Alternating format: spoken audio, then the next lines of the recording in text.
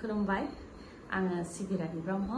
SB बड' news चेनेलाव नोंथांमोनखौ आरोबावहाय बरायनानै लाबाय जाय बिथांमोना सानसेयारि खौरां नायनो मोजां मोनो बिथांमोना आंनि बे एसबी बड' निउज चेनेलखौ साबस्क्राइब खालामनानै लानो हागोन मानो होननानै बुङोबा बे चेनेलनि गेजेरजोंनो जोङो सानफ्रोमबो सानसेयारि खौरांखौ फोसावो राजखान्थि समाजखान्थि आरो गुबुन आयदानि सायाव जोङो बे चेनेलनि गेजेरजों थार खौरांखौ फोसावो नोंथाङा जुदि खौरां नायनो मोजां मोनोबा बे चेनेलखौ साबस्क्राइब खालामनानै लानो हागोन जायफोर टिकादारफोरा गोजाम बिलखौ मोननो हायाखैमोन बिथांमोननि थाखाय गोजोनथाव खौरां टिकादारफोरनो गोजाम बिलखौ होनो थाखाय लिस्टखौ फोसावनाय जासिगोन बे खोथाखौ फोरमायथिदों बिक्रम दैमारिया लिस्टखौ क'क्राझाराव फैनानै नायफैनांगौनि गोनांथि गैलाया गाव गावबागाव इएम एमसिएलए आरो एमएलए फोरनियावनो नुनो हागोन आरो जाय बियाबाव इएम एमसिएलए एमएलए गैया बिथांमोना ब्लकनि सेक्रेटारि बा प्रेसिडेन्टनियाव लिस्टखौ नायनो हागोन होननानै फोरमायथियो बिक्रम दैमारिया पिडब्लिउडिआव गासै 647 सिडिआव गासै 1282 आरो पिएनआरडिआव गासै 444 नो होनाय जागोन आद्रा थानाय लिस्टखौबो 1 सप्तानि उनावनो होनाय जागोन होननानै फोरमायथियो फान्ड जोबनायनि थाखाय सेकेन्ड लिस्टखौ दोनथ'नाय जादोंमोन गोदान फान्ड हाबोब्लानो सेकेन्ड लिस्टआबो ओंखारगोन जायफोरनिखौ एमसिएलएफोरा गावसोरनि पेडआव लिरनानै हरदों बिसोरनिखौ गिबिसिन खाबु होनाय जादों होननानैबो फोरमायथियो बेनि अनगायैबो जायफोर थिकादारफोरा बिल मोननो थाखाय दासो एमसिएलए एमएलए इएम बा ब्लकआव जमा होनो नागिरदों बिथांमोननोबो होनाय जागोन होननानै फोरमायथियो गोजाम थिकादारफोरा बिल मोननो थाखाय 5 बोसोर नेबाय दा हाग्रामा महिलारिनि अननायाव बिलखौ मोननो थांगासिनो दङ रां होनाङा लासे आरो केस होनाङा लासे बिलखौ मोननो थांगासिनो दङ होननानैबो फोरमायथियो बिक्रम दैमारिया गिबि खोलोबनि लिस्टखौ साननैसो उनावनो एमसिएलए इएम एमएलए ब्लकनि प्रेसिडेन्ट आरो सेक्रेटारिनो हरनाय जागोन आरो राङा हाबनो थाखाय 2 सप्तासो लागोन होननानै फोरमायथियो दिल्लीयाव जि बम बेरनाय जाथाय जादोंमोन बेखौ सोंखारिनायनि सोलायै जोंनि आसामनि माखासे सुबुंफ्रा बे जाथायखौ बरायदों बे जाथायखौ बरायनायनि दायाव बा मोजां मोननाय रिएक्शन होनायनि दायाव दासिम आसामनिफ्राय साबाखौ एरेस्ट खालामबाय आरो गोबांखौनो सिनायनो हादों साबा एरेस्ट खालामजानायनि मादाव दरंनि माथिउर रहमान हासान आली मण्डल गवालपारानि थागिबि चिरांनि आब्दुल लतीफ कामरुपनि वासिउल कामाल आरो बङाइगावनि नूर आमिन बिसोरखौ एरेस्ट खालामनायनि अनगायैबो गोबांखौनो सिनायनो हानाय जादों बिसोरो फेसबुकआव बा ससियेल मिडियाफोराव जाथायखौ मोजां मोननाय फोरमायथिदों जेरै थाम्स आप होदों वेलकाम खालामदों मिनिनायनि रिएक्शन जादों आरो मोजां मोनदों बायदि होनानै पोस्ट होदों दा बेबायदि खालामनायनि दायाव माखासेखौ सिनायनो हाबावनाय जादों बेनि मादाव कामरुप जिल्लानिफ्राय साबाखौ सिनायनो हानाय जादों तामुलपुरनिफ्राय सासे कार्बि आंलंनिफ्राय सासे सनितपुरनिफ्राय 2 गलाघाटनिफ्राय 2 बङाइगावनिफ्राय 3 गवालपारानिफ्राय 2 बरपेटानिफ्राय 4 काछारनिफ्राय 1 नलबारिनिफ्राय 3 हजाइनिफ्राय 2 बाक्सानिफ्राय 1 दरंनिफ्राय 3 जरहाटनिफ्राय 1 साउथ सालमारानिफ्राय 2 कामरुप मेट्र'निफ्राय 1 बिसोरखौ सिनायनो हानाय जादों बिसोरो ससियेल मिडिया फेसबुक इन्स्टाग्राम बायदिफ्राव जाथायखौ सोंखारिनायनि सोलायै बरायदों आरो मोजां मोननायनि पस्टखौ ससियेल मिडियाआव हगारदों दा बिसोरो गावसिनि पस्ट हगारनायफोरखौ डिलिट खालामगासिनो दङ अब्लाबो स्क्रिनशटआ जों दं होननानै फोरमायथियो आसामनि गिबि मन्थ्रि डक्टर हेमन्त बिश्व शर्मा बिथाङा आरो बिसोरनि हेंथायै गोख्रों राहा लालांनाय जागोन होननानैबो फोरमायथियो आसामा बे समाव जोबोद गोब्राब थासारियाव दङ बिसोरो जोंनि गेजेराव थानानै जेखि जाया समाव गोबां खामानि मावनो हागौ बेनिखायनो जोङो गोलाव समसिम सांग्रां जानानै थानो नांगोन आरो आसामाव जेब्ला जायो गेदेरैनो जागोन होननानै सांग्रांथि होयो आसामनि गिबि मन्थ्रि डक्टर हेमन्त बिश्व शर्मा बिथाङा जायफोर सुबुंफोरा दिल्लीयाव बमा बेरनाय जाथायखौ लानानै सोंखारिनायनि सोलायै बरायदोंसो बैसोर बायदि सुबुङानो आसामाव जायखिजाया लामाजों गोजोन गैयै थासारि सोमजिहोनो नाजादों जेरै बमानि गेजेरजों गुलिनि गेजेरजों हानि पाट्टानि गेजेरजों जुबिन गार्गनि बेलायावबो बिसोरनो गोजोन गैयै थासारि सोमजिहोनो नाजादों होननानैबो फोरमायथियो बिपिएफ दोलोआ सोरखाराव फैनायनि उनावनो खामानि मावनायखौ जागायजेनबाय सेल्फ हेल्प ग्रुपनो आरो गोरिब दुखुथिया नखरफोर जायफोर फिसा फालांगि मावनानै जायो दिन हाजिरा मावनानै जायो बिथांमोननो राङारि अनसुंथाइ होनो खामानिखौ जागायजेनबाय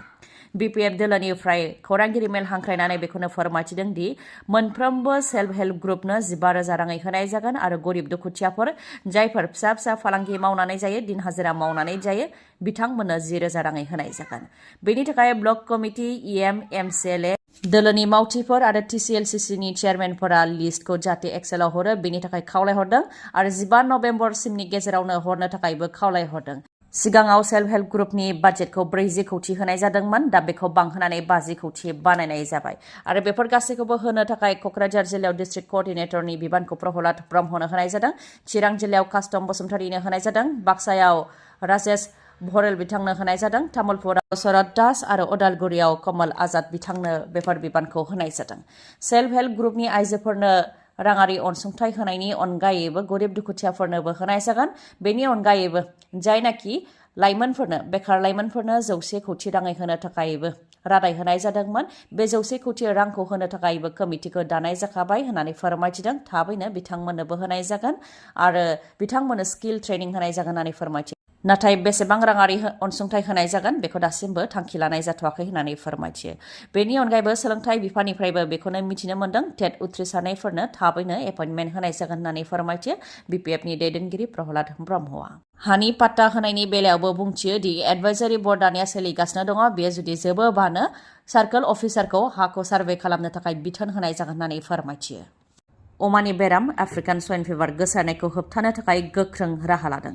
दानिया जेराव मेरावनो अमाखौ बुथारनानै फाननो मोननाय नंला गुवाहाटियाव लादों गोख्रों राहा अमा बेदरखौ गोदानानै फाननायनि सिगां गिबियावनो स्लटार हाउसाव लाबोग्रोनो नांगोन बेनि उनाव अमाखौ आनजाद नायनाय जागोन बेनि उनाव जुदि अमानाव जेबो बेराम मोनाब्लासो अमाखौ बुथारनाय जागोन बा गोदानाय जागोन बेनि उनाव जाय जायगायाव अमा बेदरखौ फानहैदों बे जायगायाव अमाखौ फानखांजोबनायनि उनाव डिसइनफेक्ट खालामनो नांगोन जाहाथे अमानि बेरामा गुबुनाव जेरावबो गोसारनो खाबु मोना बेबायदि गोख्रों राहा लादों गुवाहाटियाव इउपिपिएल राजखान्थि दोलोआ थांनाय बिटिसि बिसायख'थियाव जेन्नायनि उनाव दोलोखौ गोख्रोङै लाखिफिननो थाखाय फिन जथुमा जिरायदों बाक्सा जिल्ला नारायणपुराव इउपिपिएलनि मावफारिया मेल जेराव प्रमद बर' मन्त्रि उरखाव ब्रह्म बिथांमोनजों लोगोसे इउपिपिएलनि गोबां दैदेनगिरिफ्रानो बेयाव बाहागो लादों उरखाव ब्रह्म बिथाङा बेखौनो फोरमायथिदों दि बिटिसि बिसायख'थिनि उनाव इउपिपिएल दोलोखौ लानानै रायजो राजाफोरनि जि साननाय बियो सोलायनो हागौ रायजो राजाफ्रा दुखु जानो हागौ बेनिखायनो दोलोखौ गोख्रों खालामनो थाखाय गामि गामि हाबगोन होननानै फोरमायथियो आरो फैगौ 2026 मायथाइनि बिधान सभायाव बिटिआरनि मोन 15 बियाबजों लोगोसे बिटिआरनि बायजोआवबो बिजाथि फसंगोन होननानै फोरमायथियो मन्त्रि उरखाव ब्रह्म बिथाङा आरो थांनाय बिटिसि बिसायख'थियाव जेन्नाया जोंनि थाखाय मोनसे गेदेर बोसोन होननानैबो फोरमायथियो मन्त्रि उरखाव ब्रह्म बिथाङा थांनाय बिटिसि बिसायख'थियाव इउपिपिएल राजखान्थि दोलोआ मानि थाखाय जेननो गोनां जानाय बा जेन्नायनि जाहोना मा बेनि सायावबो सुंद'यै बिबुंथि होयो मन्त्रि उरखाव ब्रह्म बिथाङा बुंथियो दि 2.2 लाख भटआ बिपिएफनि भट नङामोन बिपिएफआ बेखौ आशीर्बाद हिसाबै मोनदों जाहोना जाहैबाय बिजेपि आरो इउपिपिएलखौ फेजेननांगौ बे थांखियैनो बिपिएफनो भटखौ होदों होननानै फोरमायथियो दा इउपिपिएल राजखान्थि दोलोआ बेरेखा दोलोआव दङ बेनिखायनो रायजो राजाफ्रा इउपिपिएलनि सायाव बिजिरा दा रुलिं सोरखार अदेबानि बिपिएफ दोलोनि सायावसो रायजो राजाफ्रा बिजिरगोन होननानै फोरमायथियो मन्त्रि उरखाव ब्रह्म बिथाङा हाग्रानि मैदेरनि गाग्लोबनायजों फिन सानै सुबुंनि जिउ खहा बाक्सा जिल्लानि सिङाव थानाय बाथाबारि हाग्रा बिफाननि जालाबस्ति गामियाव हाग्रानि मैदेरनि उदखाराव सानै सुबुङा जिउ खोमानो गोनां जादों मुङा फारियै 52 बोसोर बैसोनि रानी हाजदा आरो 52 बोसोर बैसोनि परमेश्वर बास्के बिथांमोनहा जिउ खोमानो गोनां जादों जायनाखि दा माइ मोननायनि सम बेनिखायनो मैदेरखौ नेनो थाखाय बिथांमोना थाहैदोंमोन बेयावनो हाग्रानि मैदेर गाग्लोबजानायाव जिउ खोमानो गोनां जादों फोरमायथिनो गोनांदि बाक्सा आरो तामुलपुर जिल्लानि भारत भुटान सीमा साखाथि ओनसोलनि सुबनखाता पाहारपुर सियालबारि बगाजुलि खैरानि आंगारखाता नाग्रिजुलि बायदि बायदि गोबां ओनसोलफोराव हाग्रानि मैदेर फाला फैनानै गोबां उदखार खालामफैयो थांनाय 2024 आरो 25आवनो 15नि बांसिना मैदेरनि गाग्लोबनायजों जिउ खोमानो गोनां जादों होननानै फोरमायथियो थिग बेबायदिनो आरोबाव हाग्रानि मैदेरनि गाग्लोबनायजों सानै सुबुङा जिउ खोमानो गोनां जाबाय मैदेरनि गाग्लोबनायजों जिउ खोमानांनायनि नखराव 26 नं दरङाजुलि बियाबनि एमसिएलए बिजितगोरा नार्जारि बिथाङा थांनानै खौरां लाहैदों आरो दुखुथिया नखरनो अनसुंथाइबो होबोदों बेजों लोगोसेनो हाग्रानि मैदेरजों गाग्लोबनानै जिउ खोमानो गोनां जायोबा सरकारनिफ्राय जि 4 लाख रां अनसुंथाइ मोननो गोनां बेखौबो थाबैनो होनायनि राहा लानाय जागोन होननानै रादाय होयो बिजितगोरा नार्जारि बिथाङा खुलुमबाय लोगोफोर नोंथांमोननो आं मोनसे मोजां खोथा फोरमायनो सानदों जेब्लाहाय जोङो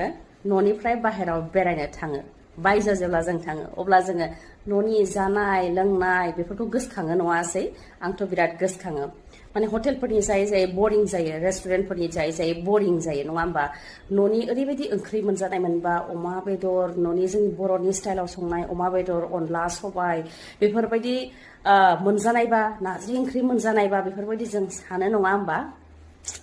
दा बेनिखायनो आङो बे भिडिअखौ बानायनाय जादों मोनसे मोजां खौरां आरोखि ना जोंहा सिक्किम गेंटकआव जोंहा बर'नि हटेल दङ सिगांबो दंमोन नाथाय गेजेराव माखासे उसुबिदानि थाखाय बन्द जादोंमोन दा बे हटेलखौहाय बेखेवफिनबाय साइमन हटेल बे हटेलखौहाय बेखेवफिनबाय सिक्किमनि गेंटकआवनो दे बे हटेला बर'निनो जोंनिनो बर'निनो सिगांनिफ्रायनो दंमोन सिक्किमनि गेंटकआवहाय सिगां सिएम रेसिडेन्सनि साखाथियावनोमोन खिन्थु माखासे उसुबिदानि थाखाय हटेला बन्द जानानै दंमोन दायो बे हटेलखौ बेखेवफिनबाय बे हटेलाव थानायजों लोगोसे जोंहा बर'नि जानाय लोंनाय अमा बेदर नारजि सबाय बेफोरखौ मोनजागोन आरोखि जानो हागोन लोगोसे हटेलनिफ्रायनो टुर सार्भिसबो होगोन आरो हटेलनि भिउखौ नोंथांमोननो एसे दिन्थिनो आखायाव लाबाय नोंथांमोनहा नायलांनो हागोन